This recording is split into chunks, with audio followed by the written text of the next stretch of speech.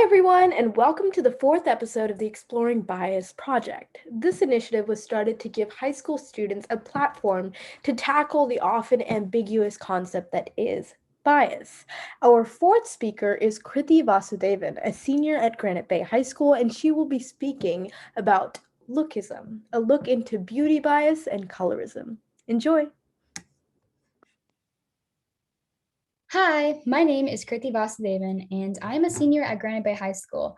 I'm so excited to give this talk today on biases because it's such a big sector. There's so many different types of biases. It's interesting to see how it affects our world, but it's also great to see how we can take down these biases and change our methods of thinking and interacting with people as we continue on from generation to generation. So something I wanted to talk about today was beauty bias, or lookism, which is the official term, which is basically having bias depending on the way that people look and basically treating people differently on their appearance. And I think that stems from multiple different areas, but a few areas I wanted to focus on today was first colorism, before going into today's day and age and how beauty bias has basically taken a big toll on people's mental health. So first, I wanted to talk about colorism. So I'm of Indian descent. My parents immigrated to the US about a little over 30 years ago. And every other year or every 2 years, I'll go and visit my grandparents and other family back in India. And as much fun as it is to see my old family and meet everyone that I don't see very often, it's really crazy to see the interactions with people back in India and see these like generational perceptions of beauty travel down even in the 21st century.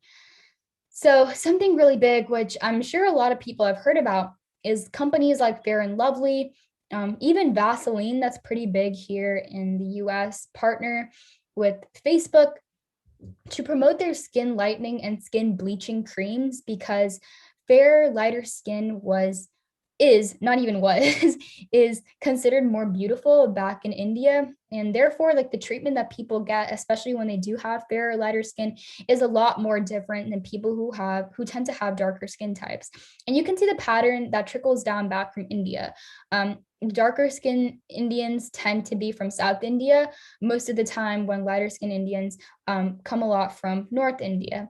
And you can see this really big division even within one country itself based off of the color of someone's skin. And it's extremely harmful and extremely corrupt that these companies are profiting off of people's damaged mental health, because that is what has been ingrained in people's mind for so long, that they had to have fair, lighter skin in order to achieve what was led to be beautiful.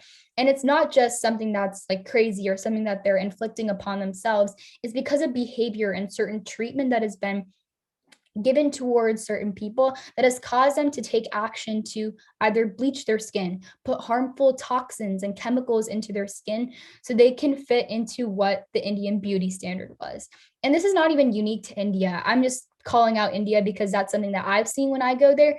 But this is a trend, a phenomenon that goes all across the world, even in the US itself, which shouldn't really be that surprising because there's a lot more diversity here, which means a higher chance of people getting pinpointed or targeted out here. And that's extremely, extremely damaging, especially because we have such big diversity here that this mindset needs to change, especially with the new generation that will continue changing the world like my generation already has. And that kind of leads me into the second idea that I wanted to talk about today, which is basically biases that have kind of like come up from social media and technology. So it's like obvious that pretty much like everything we do today is reliant on technology. We use technology and internet for literally everything. And while that's so good, like while I've learned so much about social media, like the Snapchat, the TikTok, the Instagram, being able to text people, being able to communicate and connect with people that I wouldn't have been able to talk to on a regular basis, or my own friends when I'm not at school. It's pretty insane that I was able to kind of connect with people that I wouldn't have been able to connect with before, communicate with people that I wouldn't have been able to communicate with before. Great, all these positives that we've been able to see. But at the same time, there are so many negatives that come out of social media, especially when you look at the lookism, the beauty bias that comes behind it, because there's so much pressure in today's day and age, especially on young people, especially young girls my age, that they have to look a certain way in order to be treated nicely, be respected, be deemed attractive by other people. And that's extremely damaging. I'm not even saying that these Eurocentric beauty standards, like the big light eyes, the small nose, the big lips, is just something that just came out of nowhere, but it's propelled by these companies, once again, like Snapchat, Instagram, who create these like filters where it kind of morphs your face into fitting these standards of what is achieved to be beautiful. Like these filters, it's actually insane.